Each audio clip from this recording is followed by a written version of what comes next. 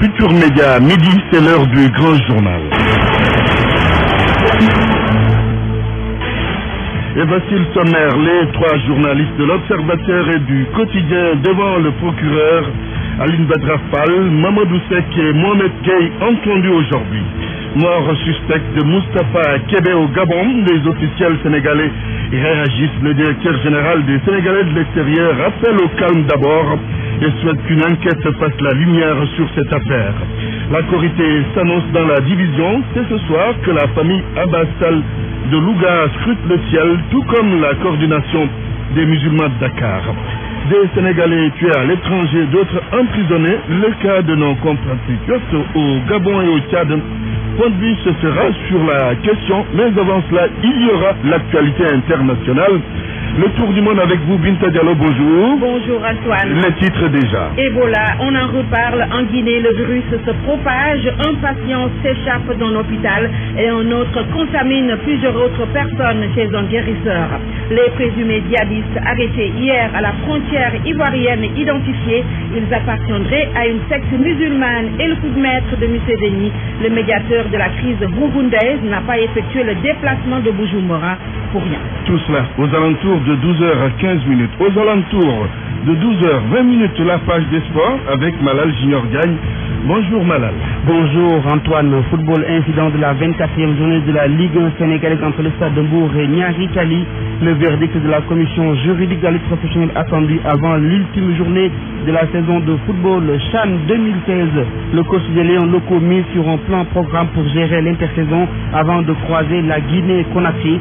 Basketball, El Kaderfen face à la presse. L'ancien international sénégalais prépare la 3e édition de son camp de vacances pour former de jeunes basketteurs. Oui, vous le rappelez, le sort des Sénégalais de l'extérieur, c'est le sujet de Point de vue. Bienvenue à toutes et à tous.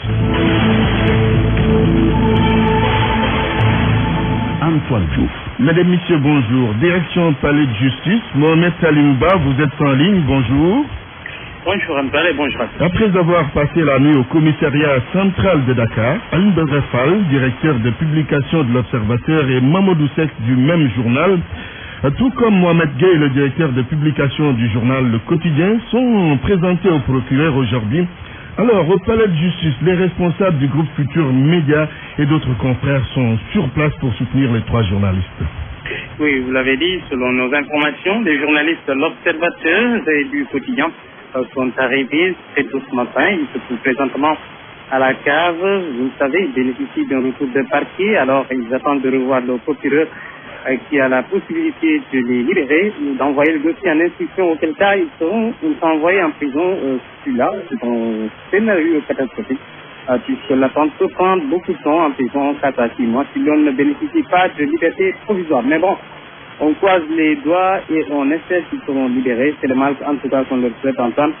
Dans la presse ce matin, on évoque une possible requalification d'ici en diffusion de fausses nouvelles au lieu de celle de documents administratifs et de diffusion d'informations secret défense. Beaucoup de confrères, vous l'avez dit, sont là, à commencer par le directeur général du groupe Futur Média, Mamadou Ibrakan, donc Madia Balgagne, l'avenir communication, les services administratifs de Futur Média, Amadou Diop, je l'ai vu, à Daouda Diouf aussi, le conseil du directeur général. Donc information de taille aussi à donner, Maître Ndeye Fatou Touré. Elle est consultée gratuitement pour le compte du journaliste Mamadou Seck. Merci. Mohamed Salimouba en direct du Palais de Justice, et puis ajouter que le groupe Futur Média regrette profondément le maintien dans les liens de la justice de Aline Badra Fall et Mamadou Seck, respectivement directeur de publication et grand reporter au quotidien L'Observateur. Convaincu du patriotisme de ces deux journalistes et de tous ses employés, le groupe Futur Média exprime ses remerciements chaleureux à l'ensemble de la corporation, des défenseurs des droits de l'homme, des nombreux Sénégalais et Sénégalaises qui lui ont manifesté leur attention ces 3 derniers jours. Tout cela est contenu dans un communiqué. Sur RFM au moins, on a des informations sûres et utiles. RFM, la radio de toute l'actualité. Le Sénégal réagit après la mort de Moustapha Kébé au Gabon, et c'est pour d'abord appeler au calme Dans sa déclaration sur RFM, le directeur général des Sénégalais de l'extérieur veut qu'une enquête soit faite pour déterminer les circonstances de la mort de Moustapha Kébé. Écoutons Souri Kaba avec Babacar Fall. Une réaction pour calmer les uns et les autres, parce qu'effectivement c'est une situation assez regrettable. Son compatriote, suite à une détention dans un commissariat, puisse perdre la vie. Normal que la communauté hausse le ton pour que toutes les dispositions sur le plan de l'enquête puissent être prises afin que lumière soit faite. Et je pense que nous accompagnerons cette dynamique-là pour que tout ce qui se passe relativement un peu à des crimes comme celui-là puisse être éclairé et au grand bénéfice des relations qui lient les deux pays. Mais autrement également, des dispositions seront prises pour le rapatriement de la dépouille, conformément aux instructions du ministre des Affaires étrangères et du secrétaire d'État en charge des Sénégalais de l'extérieur. Oui, qu'on sache de quoi il est mort exactement. Suicide pour les autorités gabonaises, le contraire pour la communauté sénégalaise. Cela nous sera confirmé par une autopsie. On ne peut rien dire à ce propos. Que cette thèse soit réfutée par la communauté, que cette thèse soit avancée par les autorités policières, je crois que c'est une autopsie qui pourra nous édifier. Des dispositions seront prises également pour que cette autopsie soit faite, afin que lumière soit faite et que tout le monde puisse être à l'aise sur ce dossier-là. Et comme je l'ai dit tout à l'heure, le gouvernement gabonais a intérêt à ce qu'il en soit ainsi, parce que les relations qui nous lient ne doivent pas être entachées par des pratiques zélées de cette nature. Le grand journal en direct du studio 2 de la radio Futur Média, il est 12h07. RFM 94.0, la radio en fibre. Antoine Diouf. Korité 2015, la coordination des musulmans de Dakar scrute le ciel ce soir, tout comme la famille Abbasal de Louga. Pour la coordination des musulmans de Dakar, la Korité pourrait intervenir demain, sinon samedi au plus tard. Voyons tout cela avec El Haj Ndogodienda. Après 29 jours de jeûne, les membres de la coordination des musulmans de Dakar vont scruter le ciel ce jeudi. Ils ne font que suivre les recommandations de l'islam selon Imam Omar Sall, vice-président de la commission lunaire de la coordination des musulmans de Dakar. Quand on jeûne 29 jours, il est impératif de scruter le croissant lunaire et c'est ce qu'on va faire Inch'Allah ce soir. Si on l'aperçoit demain, ce sera le jour de la Korité. Sinon, on complète les 30 jours pour célébrer la Korité, Inch'Allah, le samedi. La famille de Serigne Abbasal de Louga est dans la même posture, mais elle ne se limite pas seulement au Sénégal pour scruter le ciel. Serigne Mayoro Sall est le porte-parole de la famille de Serigne Abbasal. Nous avons débuté avec la République islamique de Mauritanie. On a commencé le jeudi. Nous avons fait le Ramadan comme eux. Je me rappelle plus la date, mais il y avait un moment que le croissant lunaire avait aperçu à la Mauritanie, mais le calife de Bagnes a dit là-bas le croissant, tous les gens ont accepté ça. Si nous connaissions que ça c'est officiel, ils ont accepté ce qu'on a dit. Comme ce fut le cas pour le début, les musulmans sénégalais pourraient aussi célébrer la fin du Ramadan en rang dispersé. Pendant ce temps, des pays du Golfe comme l'Arabie Saoudite et le Koweït célèbrent la Korité demain vendredi. Reportage au marché central de Louga à quelques heures de la Korité. Ici, tout se passe très bien. Le marché est bien approvisionné et les prix respectés. Notre nouveau correspondant dans la capitale du Ndiambour, Abdoulaye Sambou, signe ce reportage.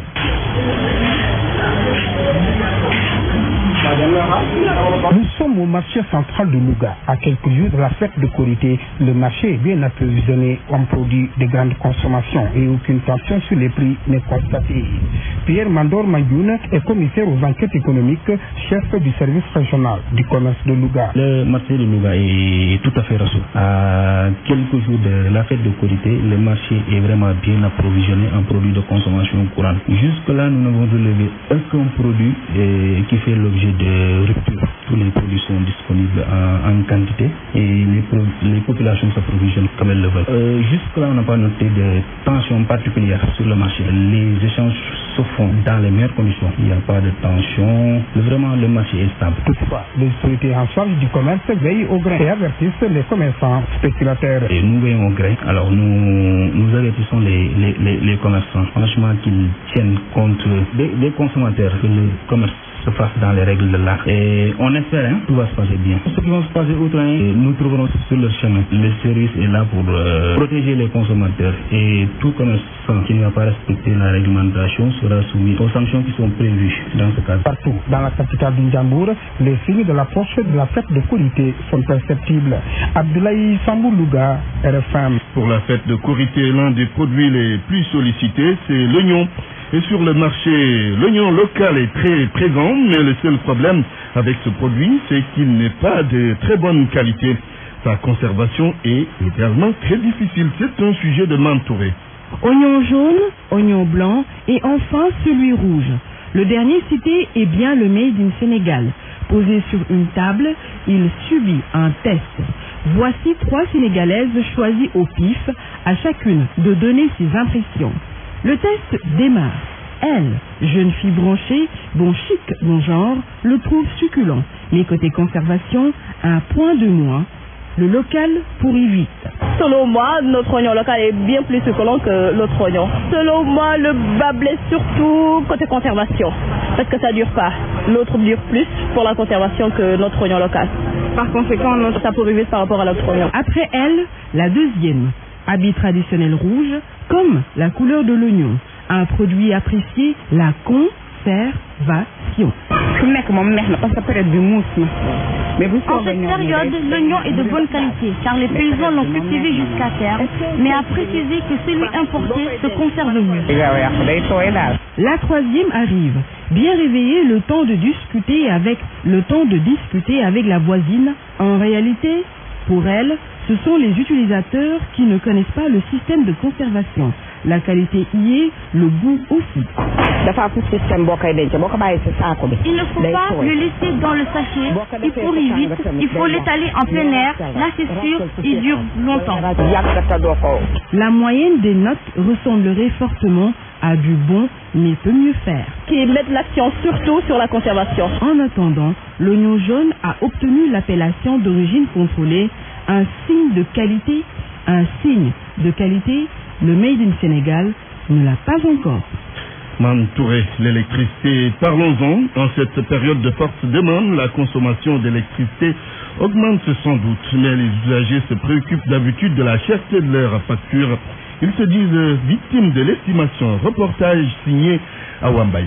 Une estimation sur les factures d'électricité, non, ce n'est pas normal, clame ce chauffeur de taxi. Les estimations, c'est pas normal. Avant, ces factures ne dépassaient pas 8 000 francs, mais aujourd'hui, elles ont atteint 25 000, alors qu'il a toujours les mêmes équipements à la maison. Selon le taximan, c'est la méthode estimation de la Sénélec qui est passée par là. Comment on peut estimer? On peut estimer sur une autre facture. Comme par exemple, cette facture-là est venue, j'ai payé 50 000. Et l'autre facture, on estime que j'ai payé 50 000, je dois payer 50 000 ou bien je dois payer plus. C'est inadmissible ça. Cet autre père de famille constate que les estimations faites sur les factures d'électricité augmentent les tarifs. C'est une chose qui n'est pas normale. L'estimation, en principe, ne devrait pas y avoir d'estimation. Parce que vous constatez ça? Ah oui, absolument. Au lieu de procéder à des estimations, ça pour faire plus, ça pour faire moins, mais la plupart du temps, ça fait plus. C'est pourquoi les gens grognent. C'est pas normal. Cette femme à la retraite a trouvé une alternative, le compteur prépayé.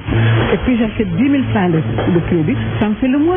10 000 francs de crédit, ça me fait le mois. Les 10 000 francs, le mois. Oui. Parce que il y a à 95, à 94, c'est moi qui paye. Et tout le contraire des autres, cet autre abonné de la Sénélec, lui ne connaît pas les factures estimées. À chaque fois, il reçoit un agent qui vient relever sa consommation de courant. RFM, fréquence de modulation, 94.0, la radio en puissance. Université Cheikh Anta Diop de Dakar, l'hébergement en question dans les chambres d'étudiants, c'est le surpeuplement. Conséquence, les conditions d'études ne sont pas réunies. Difficile aussi de s'épanouir pour ces étudiants qui mettent en avant la solidarité entre camarades. C'est tout simplement l'insalubrité et l'insécurité. Un reportage de Nafissa Toussila. Conditions de vie exécrables, cohabitation parfois impossible, insécurité, nombre pléthorique entre autres difficultés que vivent les étudiants au campus social. Ces étudiants dénoncent. Une chambre À peu près 15 personnes. La cohabitation n'est pas facile. C'était pas facile parce que tout le monde, on n'avait pas le même comportement. Il y avait des gens qui s'énervaient vite. Près d'une quinzaine de personnes dans un espace réduit. Difficile pour certains d'entretenir l'hygiène, mais aussi les relations. C'est pas facile du tout parce qu'on vient de différentes contrées, donc c'est pas facile. Et puis, comme on est des fils de paysans, comme je peux dire entre parenthèses, on n'a pas de moyens, donc on est obligé de nous entasser. Autre problème soulevé, les nombreux cas de vol. Il n'y a pas de sécurité ici au campus. Il n'y a pas de sécurité. On est obligé d'être là à tout instant. Donc quand on sort, on ferme. Nos petits pilotes, on les chefs là. Les gens viennent les prendre. Nos boubous et ainsi de suite. Même nos portables. Ahmed Tidjanli, étudiant en licence 3 à la faculté des sciences et techniques, lui déplore les conditions d'octroi des lits. On doit dire à nos camarades, par exemple, à nos camarades étudiants qui font des transactions illicites pour les logements des étudiants d'arrêter, de leur dire que ces logements reviennent aux étudiants qui en ont le droit. Encore une fois, nous lançons un appel auprès des responsables du COUD en leur disant que les codifications doivent se faire normalement. Les étudiants interpellent les autorités compétentes pour une meilleure prise en charge et surtout pour les plus méritants. Autre chose, l'hivernage dans la région de Matam. Des ponts se sont effondrés, des ouvrages emportés par les eaux de pluie, des axes routiers impraticables. C'est le cas du tronçon Ourossogui-Bakel. L'appel d'Ali Banelian. Les nombreuses perturbations du trafic routier pendant l'hivernage n'est autre que la conséquence de l'état de dégradation de la route nationale numéro 2. Avant Deiba, la région de Matam avait été isolée pendant des jours à la suite de l'affaissement du pont de Boki-Diawé. Malheureusement, depuis lors, il n'y a eu aucune action d'envergure pour sécuriser cette route qui constitue également une digue de tampon entre le Djeri et le Walou. Morgueil Gaye est le directeur de l'AGEROUTE de l'Axe Nord. Vous venez de dire qu'il y a des problèmes récurrents que nous vivons chaque année sur cet axe. Il est dû au fait que la route nationale 2 c'est une digue par rapport aux eaux qui viennent du Ferlo. Et ce qui fait que il faut nécessairement redimensionner les ouvrages et en l'implantant aussi d'autres de façon à ce que les eaux puissent passer afin de nous couper de là. Le patron de l'AGEROUTE qui annonce le début des travaux de réhabilitation du tronçon Djoum-Bakel avant 2016. Aujourd'hui, je suis en état de vous dire que tout le financement pour la réhabilitation de la RN2 depuis Djoum jusqu'à Bakel est bouclé. Nous serons accompagnés dans ces travaux de réhabilitation par différents bailleurs dont la BID, la BAD, le fonds d'Abu Dhabi et le fonds de l'OPEP avec une contrepartie de l'État du Sénégal. Ce qui fait que les appels d'offres sont en cours de préparation et je pense que depuis 2016, une bonne partie des travaux vont démarrer, Inch'Allah. En attendant le lancement de ces grands travaux, il faut dire que les populations de Matam devront encore garder leur mal en patience. Au-delà même des effondrements répétés des ouvrages d'art sur la route, le trafic est interrompu à plusieurs endroits après la tombée de chaque forte pluie. Matam, Ali Bandrian, RFM. Dans le département de Mbacké, beaucoup de bâtiments menacent de s'écrouler en cette période d'hivernage et c'est une alerte des services de l'urbanisme. En fait, tout est lié à l'urbanisme ou l'urbanisation galopante dans ce département et au non-respect des normes de construction.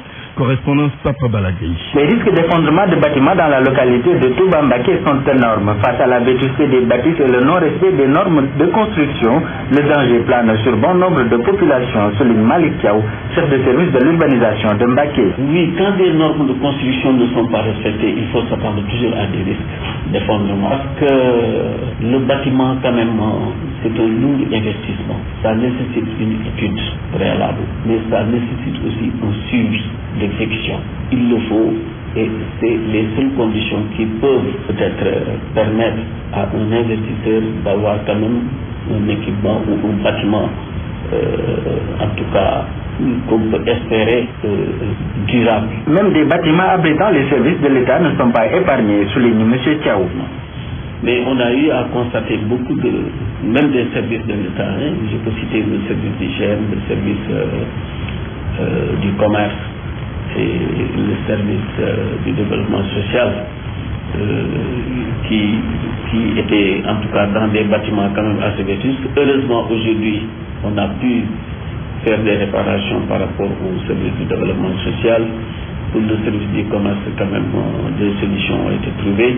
Même si la cherté des études dans la construction d'immeubles est souvent décriée, la sécurité des populations doit être les maîtres mots des promoteurs immobiliers. Papa Balagé, Mbaké, Radio Futur Média. RFM, vous nous suivez partout au Sénégal et à l'étranger. La suite de ce journal dans un instant. RFM. L'actualité internationale. L'actualité internationale, c'est avec vous Binta Diallo. Revoilà Ebola, le virus se propage en Basse-Guinée. Le comble dans tout ça, Antoine, est qu'un cas suspect s'est évadé de l'hôpital dans la commune de Kaloum à Conakry et un autre patient a contaminé plusieurs autres personnes chez un guérisseur. Le point avec Germaine Anastasie Diouf. Un patient déjà déclaré d'avoir le virus Ebola à Ratoma en Conakry a contaminé plusieurs personnes. Il s'est rendu chez un guérisseur traditionnel à Kindia selon une source proche de la coordination nationale de lutte contre Ebola. 11 nouveaux contacts ont été identifiés dans l'entourage du guérisseur traditionnel qui a reçu le patient atteint. Un autre cas suspect d'Ebola qui venait d'être déclaré dans la commune de Kaloum, toujours à Conakry. Il a trompé la vigilance des médecins au centre de tri. Dans la commune de Matam, dans la haute banlieue de Conakry, un cas suspect a été notifié. Il n'a pas été encore transféré dans un centre de tri, faute d'ambulanciers. Un contact nouveau et suivi s'est finalement révélé positif à Forêt-Caria, dans la sous-préfecture de Benti, avant d'être transféré au centre de traitement d'Ebola de la localité.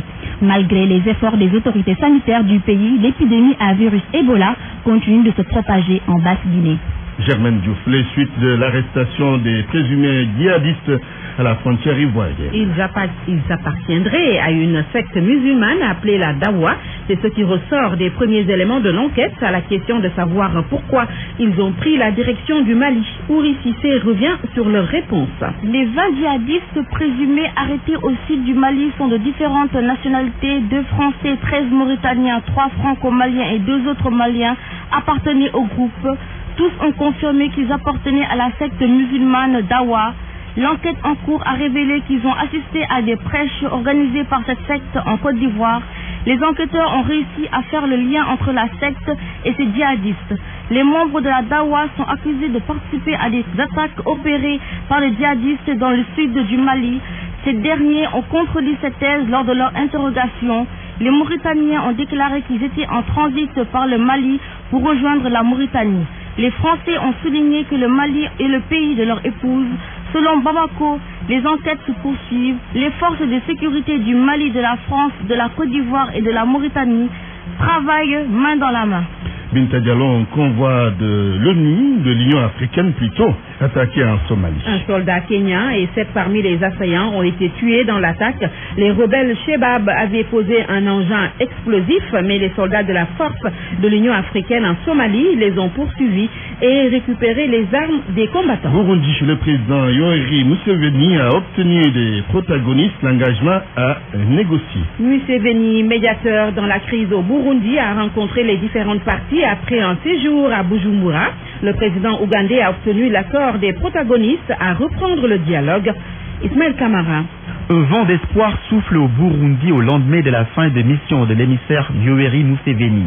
Le parti au pouvoir, l'opposition et la société civile sont prêts pour des négociations. Le CNDD-FDD, la formation du président sortant, s'est dit favorable au dialogue. Toutefois, il précise que la date de la présidentielle et la candidature de Pierre Nkurunziza ne sont pas négociables.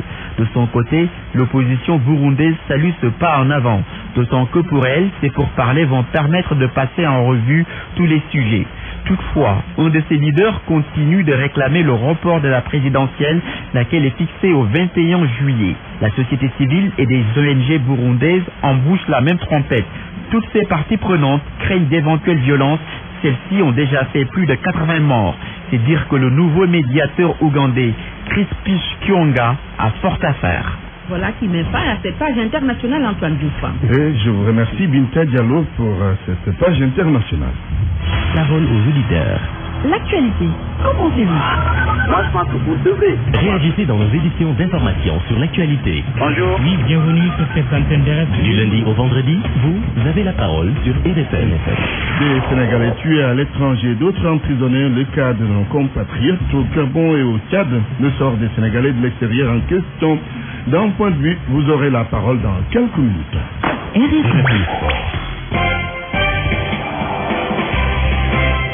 La parole à vous, Malal Junior Diagne. Binta Diallo devant un micro, on dirait une petite fille devant une poupée Barbie. On y va maintenant pour les sports. Basketball, préparation de l'Afro-Basket. Gorgui Sidien interdit de s'entraîner avec les Lions. C'est le règlement de la NBA qui le veut ainsi. Pas d'assurance, pas d'entraînement pour le joueur sénégalais qui évolue dans le championnat américain. Il est le seul joueur sénégalais de la tanière concernée. Lui et Malendoy, toutefois le capitaine des Lions, lui a décidé de s'entraîner en attendant donc que le dossier avance. Selon les fédéraux, cela avance à pas de géant. Pour l'instant, ils sont 12 joueurs à s'entraîner sous les ordres du sélectionneur national Cheikh Sarr. Il prépare l'Afro-Basket 2015 prévu en Tunisie. Antoine, le basket, c'est également la conférence de presse depuis 11h de l'ancien international sénégalais El Kapen. Il fait face à la presse donc pour présenter le programme de la 3e édition de son camp de basket qu'il organise. Ce sera donc une passerelle pour les jeunes joueurs qui vont être encadrés afin qu'ils puissent devenir plus tard des professionnels et défendre les couleurs sénégalaises et gagner leur vie honnêtement. Incident de la 24e journée de la Ligue 1, le verdict attendu avant la dernière journée. Selon une source proche du dossier, les documents ont été donc transmis à la commission de discipline de la Ligue professionnelle de football et que le verdict sera rendu avant la 26e journée du championnat national. 26e et dernière journée est prévue donc dans un peu plus d'une semaine. On le rappelle, lors de la 24e journée du championnat national à Hambourg, au stade Caroline Faye, lors du match Stade d'Hambourg contre Niaritali, des incidents avaient été enregistrés. Beaucoup de dégâts matériels et des blessés avaient été enregistrés. CHAN 2016, le sélectionneur des Lions locaux veut gérer l'intersaison avant de croiser la Guinée. Moustapha Seck pense qu'il va falloir trouver une solution avec un programme pour bien préparer l'équipe nationale locale du Sénégal qui devra donc jouer contre la Guinée-Conakry au moment où les équipes seront dans la phase hivernale. Il pense que la direction technique nationale et le staff des Lions vont convenir d'un plan pour bien préparer l'équipe nationale du Sénégal. Moustapha Seck a confié cela ce matin à RFM. Nous allons rencontrer la Guinée durant une période où ce ne sera pas la compétition totalement parlée, parce que ce sera tout juste le début de la préparation pour les clubs au Sénégal. Il faut d'abord aussi qu'il y a eu un bon travail qui a été fait dans les clubs, parce que si l'équipe qui a joué contre la Gambie n'a pas montré de problème physique, bon, c'est parce que autant nous étions en pleine compétition, mais aussi c'est parce que ceux qui sont dans les clubs ont eu à faire ce bon travail jusqu'à permettre à ces joueurs d'être sélectionnés. C'est vrai, c'est dommage, mais ça ne devrait pas être totalement aussi un handicap dans la mesure où nous avons le temps de nous préparer, même si peut-être ce ne sera pas la même chose, parce que en rencontrant la Gambie, nous avions au moins une vingtaine de matchs dans les jambes. Mais d'ici le mois d'octobre, donc s'il y a possibilité de faire beaucoup de matchs amicaux, je pense qu'un programme a été déjà concocté. Il reste maintenant à la fédération de valider ça. Nous aurions la possibilité au moins de faire 4, 5, voire 6 à certains matchs même avant de rencontrer la Guinée. On a terminé avec le dernier match des quarts de finale de la Coupe du Sénégal. C'est les seniors aujourd'hui. L'équipe de Guédiawaye FC va jouer contre l'équipe de Dakar Sacré-Cœur pour compléter le tableau des demi-finales. À noter également le tirage de cet après-midi des demi-finales de la Coupe de la Ligue à 17h au siège même de la Ligue professionnelle. Malal Junior Diagne, merci, mais arrête de me faire rire. Hein. C'est tout pour cette page des sports. D'accord.